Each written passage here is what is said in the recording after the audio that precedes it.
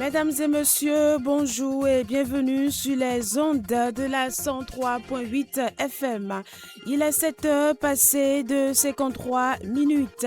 Merci de nous rejoindre pour un nouveau numéro de la Main Info Matin, votre rendez-vous quotidien d'information, d'analyse et de proximité. Pendant les prochaines minutes, nous vous proposons un tour complet de l'actualité avec le bulletin d'information, le sport et puis le regard croisé. Restez avec nous, l'information commence maintenant.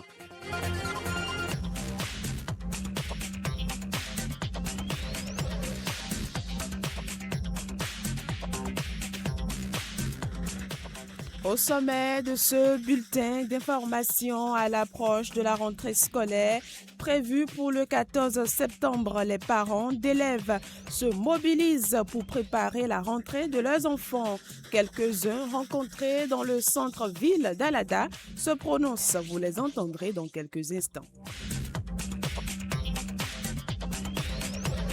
Une délégation de l'Union des professionnels des médias du Bénin UPMB, conduite par son président Hervé Prudence Ressou, a échangé avec le procureur de la Criette. C'était le mercredi dernier. Les détails à venir. Et c'est Cyril Kwadji qui assure la partie technique de l'émission matinale.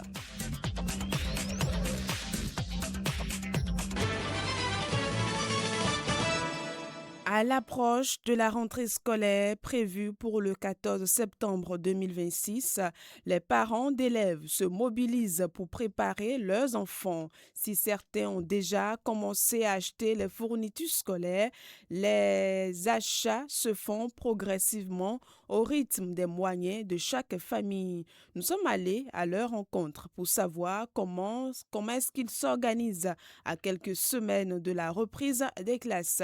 Suivez-les au micro de la Voix de la Lama. Nous sommes en train de la préparer comme ça se doit, et petitement mais sûrement, parce que vu la cherté de la vie et la cherté des fournitures scolaires, si nous ne nous organisons pas pour commencer par les achats, on est surpris à la rentrée. Donc, chez moi personnellement, depuis environ 3 semaines, j'ai déjà commencé par acheter les fournitures d'ordre général, c'est-à-dire cahiers pics. En attendant qu'à la rentrée, maintenant qu'on ait la liste des fournitures qui va nous préciser les documents à acheter et autres. Sinon, pour les tenues d'école là, bon, tout est prêt. Mais il faut dire que c'est pas sans difficulté. Tout est cher. Déjà, ça se prépare très bien, hein, parce que d'abord, du point de vue vestimentaire, il y a nos vendeurs traditionnels du kaki qui passent dans les maisons et aucun parent ne doit rester indifférent par rapport à ça. Les marchés déjà sont remplis de parents avec, n'est-ce pas, l'achat des sacs et des fournitures scolaires. Voilà. Donc, dans les magasins, je crois que les parents défilent déjà pour ne pas se trouver surpris par cette rentrée qui déjà s'annonce très prochaine. Déjà le 7, il y aura la pré-rentrée. Et le 14, normalement, il y aura la rentrée effective où les activités pédagogiques vont commencer. Donc, de ce point de vue, aucun parent ne veut se laisser compter, n'est-ce pas, l'événement. Voilà, donc ça se prépare de façon très active. Parce que depuis la fin de vacances là, moi j'ai commencé à préparer la rentrée à ce moment. Si je m'en vais au boulot, je suis un particulier. Si je m'en vais au boulot, si j'ai trouvé 1000 francs, si ça peut atteindre un cahier là, j'achète ça automatiquement pour mettre ça là. Depuis dans le mois de juin là, j'ai déjà commencé à payer les fournitures aussi. Les sacs de mes enfants, j'ai déjà payé tout ça au mois de juillet là. Moi j'ai déjà payé les sacs de mes enfants au moins. En tout cas, quand je m'en vais au boulot, j'ai trouvé si c'est 100 francs là, si c'est un bic là, si j'ai trouvé là, moi je paie ça. Donc moi je n'attends pas la rentrée avant de commencer à préparer la rentrée de mes enfants. Ça reste la première tranche et quelques livres. Dernier jour, pour le dernier moment, ce ne serait pas très bien. Il faudrait déjà commencer par le faire pour qu'aucun détail n'échappe. C'est important, aucun détail n'échappe. Lorsqu'on commence tôt, on est sûr que c'est bien fait. Mais si c'est dans la précipitation, c'est sûr qu'il y aura des ratés, ce qu'on ne souhaite pas pour son enfant. Tout est fin prêt déjà à mon niveau et je suis en train maintenant de classer les documents par niveau. Ceux qui sont au CM2, ceux qui sont au collège déjà, je suis en train de classer les documents par niveau. Voilà. Et là-dessus, j'invite, n'est-ce pas, les parents qui hésitent encore à vite se mettre dans la danse pour que la rentrée là soit une bonne rentrée pour, n'est-ce pas, nos enfants. Et nous souhaitons par l'occasion en même temps faire un plaidoyer vers l'État pour qu'il puisse encourager la production locale des fournitures, surtout les cahiers et les bics. Si on peut les produire au Bénin, ça va alléger un peu le coût d'achat. Quand nous nous approchons de la rentrée au jour le jour, on constate que le prix, les commerçants augmentent le prix parce qu'ils savent que nous sommes obligés de venir acheter, ce qui n'est pas bon. Donc pour éviter ça, c'est pour éviter tout ça là que moi, j'ai commencé petitement par me préparer. Autre volet de l'actualité, à présent, une délégation de l'Union des professionnels des médias du Bénin, UPMB, conduite par son président Hervé Prudence-Ressou, a échangé avec le procureur près la Criette. C'était le mercredi 19 août 2026. C'est le siège de l'institution judiciaire spéciale qui a servi de cadre à la rencontre. Cette démarche s'inscrit dans une démarche de rapprochement entre les professionnels des médias et les acteurs de cette institution, précise Hervé Prudence-Ressou.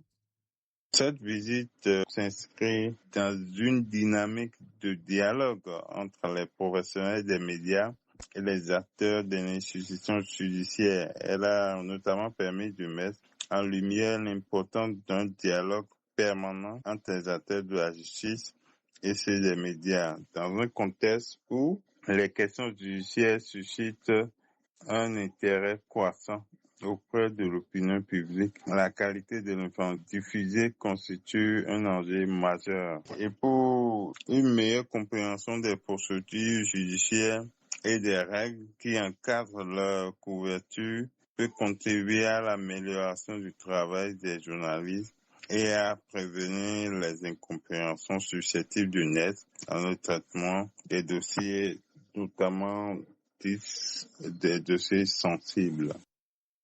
En sa qualité de chef de délégation, le président de l'UPMB a exposé les réalités auxquelles les journalistes sont confrontés dans le traitement de l'information judiciaire, fait savoir le président de l'UPMB. Les échanges ont permis de rappeler l'importance pour les journalistes de disposer d'une bonne compréhension du fonctionnement de la justice et des différentes étapes d'une procédure judiciaire.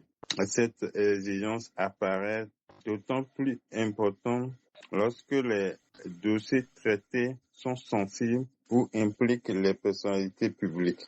La richesse de l'équilibre entre le droit du public à l'information et les impératifs liés au bon fonctionnement de la justice demeure à cet égard une préoccupation partagée. C'est notamment ce qu'on peut retenir et notamment dire que notre organisation accorde une place importante au renforcement des capacités des journalistes, notamment dans les domaines spécialisés comme la justice, l'économie, la politique et les institutions. Un bref aperçu du code de l'information, de la communication et bien entendu du code numérique n'a pas été occulté. Là-dessus, le procureur, près de la Cour de répression des infractions économiques et du terrorisme, a rassuré les membres de la délégation de son entière disponibilité pour le renforcement de capacités des professionnels des médias sur les questions relatives ou relevant de la juridiction. Suite à cette rencontre, peut-on parler désormais du partenariat justice-presse? Affirmatif, répond le président de l'Union des professionnels du Bénin UPMB. Oui, bien sûr. On peut dire désormais qu'on vient d'établir un véritable pont entre nos deux institutions Et le procureur nous l'a confié cette disponibilité à nous aider sur les questions qui relèvent de ces précarés doit être désormais un élément sur lequel nous pourrons compter pour une collaboration saine dans le futur. Prudence Hervé Ressou sur des propos recueillis par Nativité Youmé. Le corps sans vie d'un garçon a été retrouvé le dimanche 23 août 2026 à Ouegbo. Le drame s'est produit à Wenoussou, l'un des quartiers de l'arrondissement de Ouegbo, commune de Tofor. L'enfant âgé d'environ 12 ans serait porté disparu le samedi 22 novembre 2000, le samedi 22 novembre 2026. Et pas fini, son corps sans vie a été retrouvé derrière l'école primaire publique de la localité. Les circonstances de son décès ne sont pas encore élucidées. Une enquête ouverte par la police républicaine. Et c'est sur cette information que nous refermons le bulletin d'information.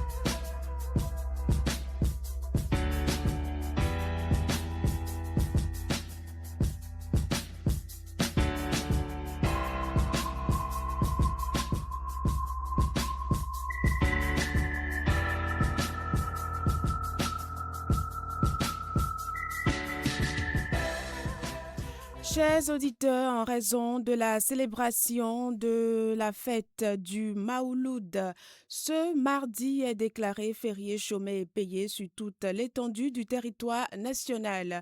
Votre rubrique habituelle de revue des titres ne sera pas au rendez-vous ce matin.